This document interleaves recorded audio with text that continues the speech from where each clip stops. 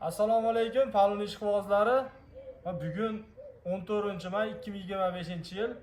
Palonlar mana quyoshga chiqarib, tayyor o'sha bir hafta oldin, ekishdan oldin mana shu quyoshga olib chiqib chiniqtiriladi.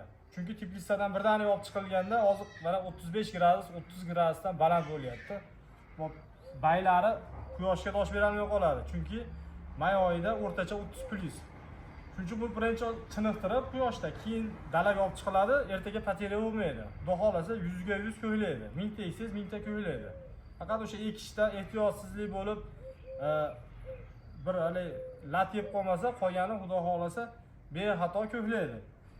Kimga 9501 M1 ko'chatlari zarur bo'ladigan bo'lsa, massiv mana 15 ming, 20 ming dona qoldi. Xudo xolasa bu ko'chat ekiladi, qolganini o'sha kelishilgan narxlarda qilib beramiz.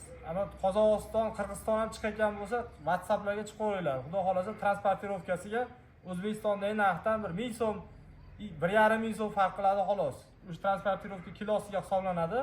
Shu bizni transport rasxodlari bersalar ham bo'ldi, 2 kunda o'tkazib beramiz. 50% to'lovini qilasiz, qolganini xudo xolasa chiroyli qilib yetkazib beramiz.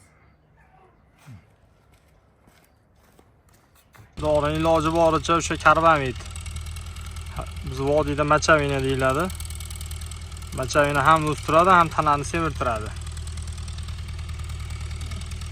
Bir marta dori solinadi, shu bilan bu holasi solinmaydi qayta. Mashq holatida ham 4-5 metr bo'ladi. Bugun 12-may 2025-yil. Ko'chatimiz holati mana. 20 mingga yaqin ko'chat bor.